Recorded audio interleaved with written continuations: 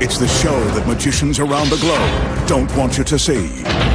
The Masked Magician is back, out of hiding, daring to expose the world's most highly guarded secrets.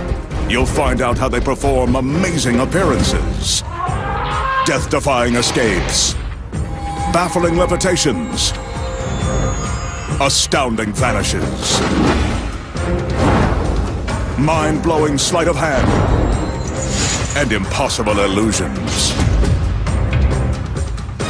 No magician is too famous. No trick too big. No secret too sacred. The magician's code will be forever broken on magic's biggest secrets finally revealed.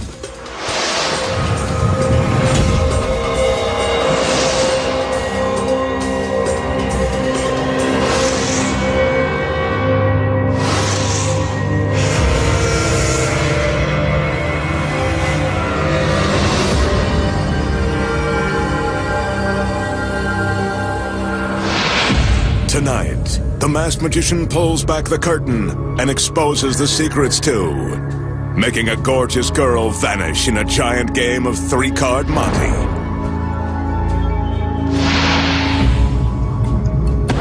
Creating a beautiful woman from a cloud of smoke, then dividing her in three and putting her head over heels.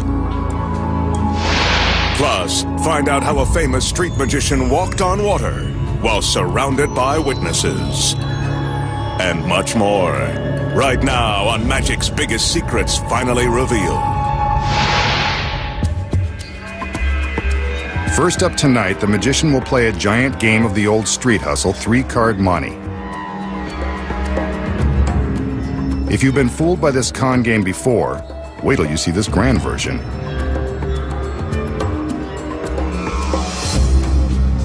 He's got these three tall stools, big cards, and instead of a regular queen of hearts, he'll use this lovely princess. Let's see if he's the king, an ace, or the joker.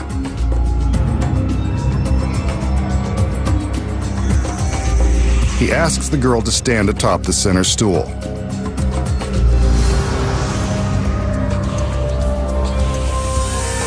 Helping him with the cards are two more members of his harem. They send hearts fluttering too. The magician places one of the large cards in front of the girl, hanging it from the proscenium arch of the small stage. Now for another card.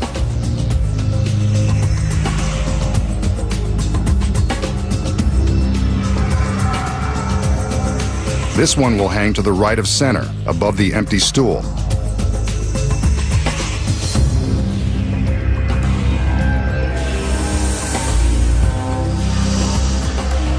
Now for the third and final card. This one hangs in front of the empty stool that's to the left of center. Three stools, three cards, and one girl standing behind the card in the center. Right about now, a street hustler would tell you to follow the lady, so let's do. The magician removes the center card to reveal the girl, but she's gone. We must have been mistaken. I bet she's behind one of the other cards. The magician replaces the center card, and he seems as baffled as we are. Let's go to the right. He moves this one, and she's not there either. I guess we were mistaken. Well, there's only one other place to look.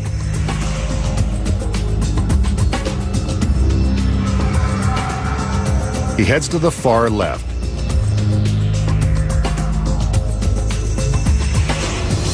She's not there. So he removes this card from the equation.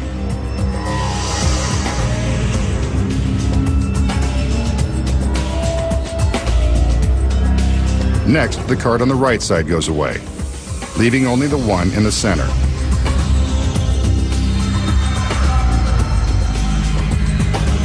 There's no question that the girl must be here.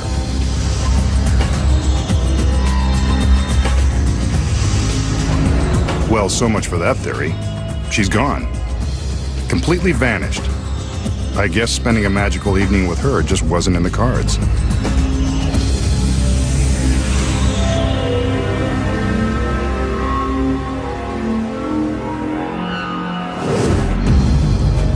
So, how did the magician use a life-size game of 3-card monte to make his assistant disappear? Here are the secrets.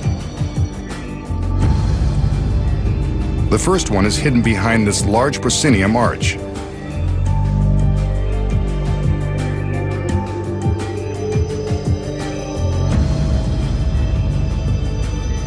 From the back, we can see that concealed behind the support truss is a steel track, complete with a sturdy handle. When the illusion begins, the magician hides his assistant with the first card, then hangs 2 more. As soon as all cards are in place, the assistant reaches up and grabs the handle. The handle is attached to a roller that smoothly glides inside the track.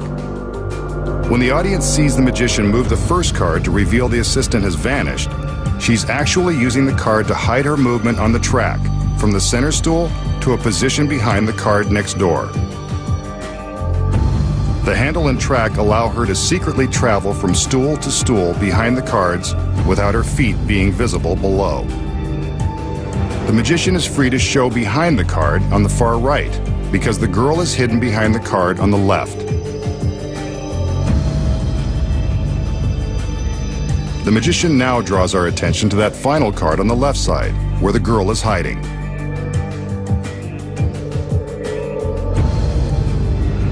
But where is she?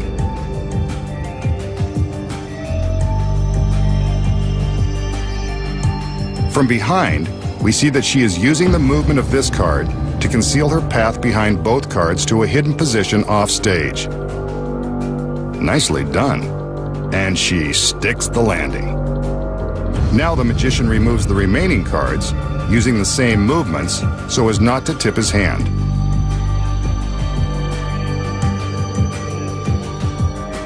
And now you know the secrets to cheating at this giant game of 3-card monte. Next, the magician has a mystical and magical twist on an experiment you might remember from science class. This one uses a large plastic drinking glass. As we can see, it's empty. So far, but not for long. The magician plunges the glass into the bucket of water and fills it. Well, it's more than half full and less than half empty for those of you who care. Watch. He takes a piece of ordinary cardboard and places it over the mouth of the glass. Next, he turns the glass upside down. Some of the water spills out, but the cardboard seems to be holding the water inside the glass. I remember this. Something to do with a vacuum. Bet he can't take the cardboard away. A little magic, he can take the cardboard away. And the water stays inside the glass. Now that's a good trick. Watch again. The count of 3, and the water is released from its magic spell. Nice trick, Masked Man. Makes me wish I paid more attention in school.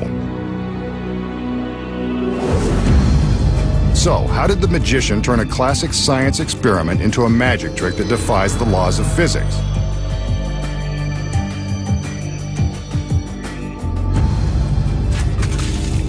Here are the secrets. When the illusion begins, the magician shows us what appears to be an ordinary glass. It's not. But it's real water, so don't try this at home. The first secret is that the glass has a small hole that has been drilled in one side near the bottom. See? When the magician fills the glass with water, he must be careful to keep this hole covered. Without his finger in place, the water comes pouring out. That's scientific fact number 1. A finger can plug up a leak. Next, he places the piece of cardboard over the mouth of the glass, then demonstrates how a vacuum works. When he inverts the glass, the water stays in place because the air in the glass cannot escape. The cardboard is stuck in place by suction. The next secret is hidden behind the piece of cardboard. there is a clear plastic lid concealed on the back side.